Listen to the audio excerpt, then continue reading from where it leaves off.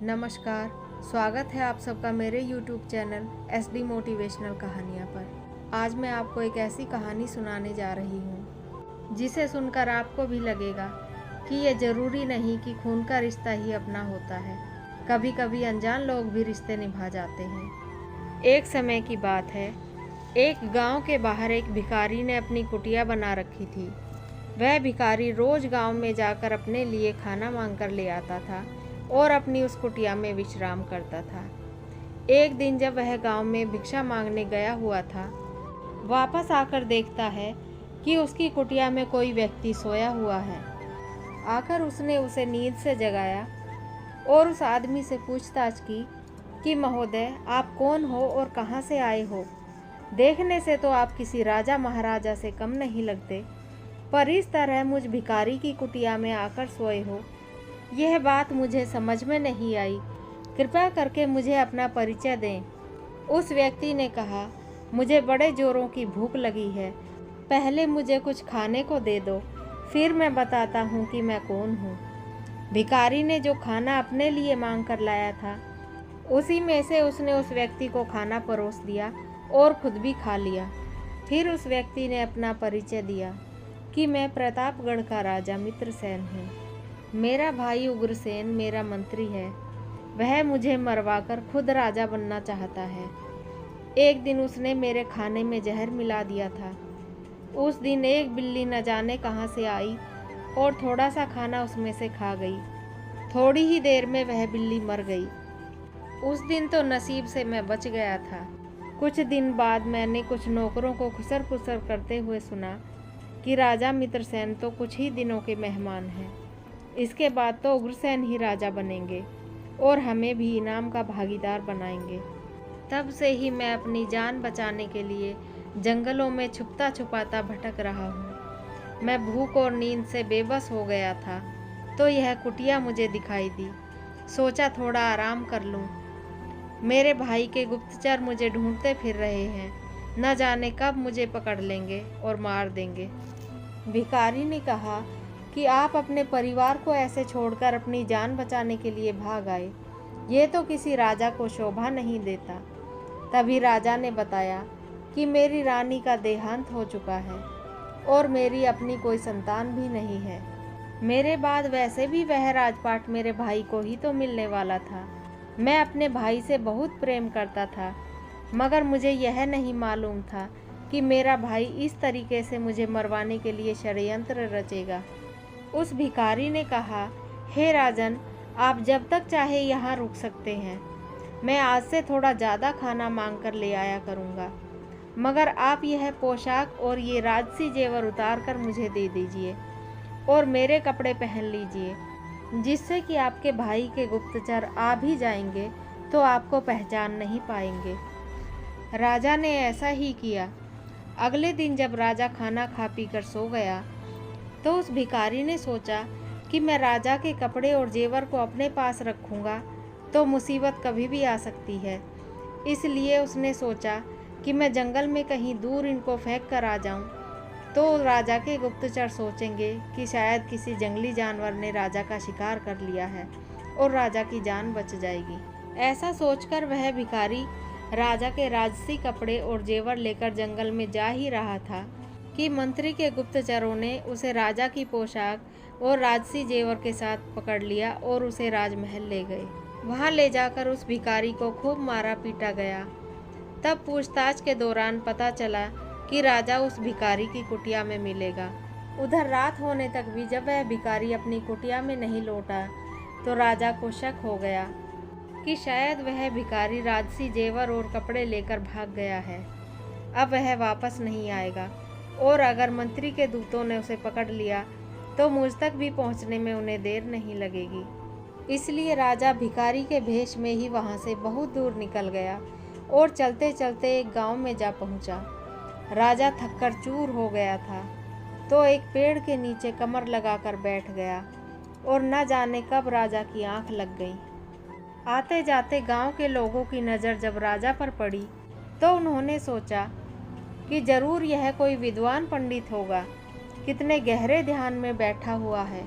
उस इलाके में उस साल बारिश नहीं हुई थी। सब लोग बड़े परेशान थे। 2-4 लोगों ने मिलकर सोचा कि ये बहुत पहुँचे हुए महात्मा दिखाई देते हैं, क्यों ना इनसे विनती की जाए। कहते हैं संतों की वाणी कभी झूठी नहीं होती। अगर यह संत जी खुश हो गए तो ना जाने भगवान बारिश कर दे और हम सबकी फसलें अच्छी हो जाएं। यह सोचकर कुछ लोग फल लेकर, कुछ मिष्ठान लेकर, कुछ खाना पीना लेकर और कुछ दूध और दही लेकर उस भिखारी बने हुए राजा के पास पहुँचे और विनती करने लगे कि हे महात्मा, आप तो कोई पहुँचे हुए ज्ञानी तपस्वी लगते हैं। कृपया हमारी तरफ से ये खाद्य सामग्री मंजूर कर लें और कृपया यहीं रुककर हम सब गांव वालों के भले के लिए कुछ हवन इत्यादि करवाएं, जिससे कि बारिश हो जाए और सबका भला हो। अब वह राजा सोच में पड़ गया कि मैं मंदिर जाकर हवन कैसे कराऊंगा। मुझे तो मंत्रों का कोई ज्ञान ही नहीं है और मैं इन सबको अपनी असलियत भी नहीं बता सकता। राजा ने सोच कर कहा कि मैं कोई पंडित नहीं हूँ, मैं तो रमता योगी हूँ, आज यहाँ और कल वहाँ। पर आप सबके आग्रह पर मैं यहाँ रुककर आप सबके लिए प्रार्थना जरूर कर सकता हूँ, पर इसके लिए आप लोगों को मेरे पास ही रहकर भजन कीर्तन करना होगा और मैं भगवान के ध्यान में लीन रहूँगा। जब यहाँ बारिश हो जाएगी तो मैं यहाँ से चला जाऊँगा। सब लोग बड़े खुश हो गए और हर समय 10-20 लोग राजा के पास बैठे रहते और भजन कीर्तन करते रहते और राजा मौन होकर अपने बचने का उपाय सोचता रहता। इधर उस मंत्री उग्रसेन के गुप्तचर उस भिखारी को लेकर उसकी कुटिया तक पहुंच गए थे। जब वह राजा उनको उस कुटिया में नहीं मिला तो वे आसपास के गांव में ढूंढने लगे और 1-2 दिन के बाद वे लोग उसी गांव में पहुंच जाते हैं जहां पर राजा महात्मा बनकर बैठा हुआ था। उस गांव के लोगों से उन्हें पता चलता है कि यह तो एक पहुँचे हुए साधु महात्मा है। यह तो इंसान को देखते ही उसका भूत, भविष्य और वर्तमान सभी बता देते हैं। तो मंत्री के गुप्तचर भी राजा के बारे में पूछताछ करने के लिए वहीं उस भीड़ में पहुंच गए। भिखारी ने राजा को पहचान लिया था, मगर उसने डर के मारे किसी को कुछ नहीं कहा, क्योंकि उसे डर था कि मंत्री के नौकर राजा को मार न दें। शाम के समय जब थोड़ी भीड़ कम हो गई तो भिखारी ने मौका देखकर राजा के कान में चुपके से कुछ कहा। जब मंत्री के गुप्तचरों ने राजा के बारे में पूछताछ की तो साधु बने हुए राजा ने कहा कि आपका राजा उसी महल में है और जिस इंसान को तुम लेकर घूम रहे हो उसे छोड़ दो, वह निर्दोष है। राजा का पता बताने के लिए मुझे राजमहल का निरीक्षण करना पड़ेगा। राजा के गुप्तचरों ने उस भिखारी को अपनी कैद से आज़ाद कर दिया और साधु बने हुए राजा को राजमहल में ले गए। वहाँ अच्छे से उनका आदर सत्कार किया गया।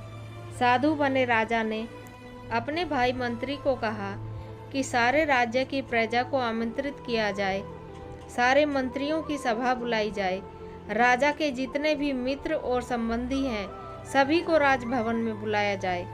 सबके सामने मैं अपनी दिव्य शक्ति से राजा को पेश करूंगा, लेकिन उसके लिए मुझे राजा की एक पोशाक, राजसी गहने और तलवार दे दी जाए। राजा के भाई मंत्री को भी विश्वास हो गया था कि यह तो सच में ही कोई चमत्कारी बाबा है, इसलिए मंत्री ने बिल्कुल वैसा ही किया जैसा साधु बने हुए राजा ने उसे करने को कहा था। अगले दिन राजभवन में राजा के मित्र, रिश्तेदार, मंत्री और सारे ही नगर की प्रजा यह चमत्कार देखने के लिए बड़े ही उतावलेपन से इंतजार कर रहे थे। उन सभी लोगों के बीच खड़े होकर राजा ने भिखारी के कपड़े उतारे और जो पोशाक और गहने, तलवार मंत्री से मंगवाए थे उन्हीं सबको पहनकर राजा सबके बीच खड़े हो गए और सबको बताया कि मैं ही राजा मित्रसेन हूँ।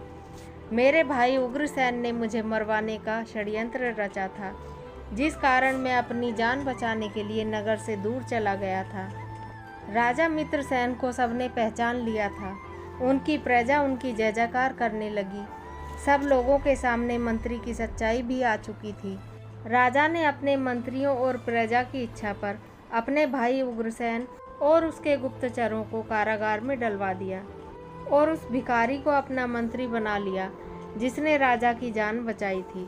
यह कहानी हमें सिखाती है कि ज़रूरी नहीं है कि खून का रिश्ता ही अपना होता है, कभी कभी अनजान लोग भी रिश्ते निभा जाते हैं। उम्मीद करती हूँ आप सब ने इस कहानी से बहुत कुछ सीखा होगा।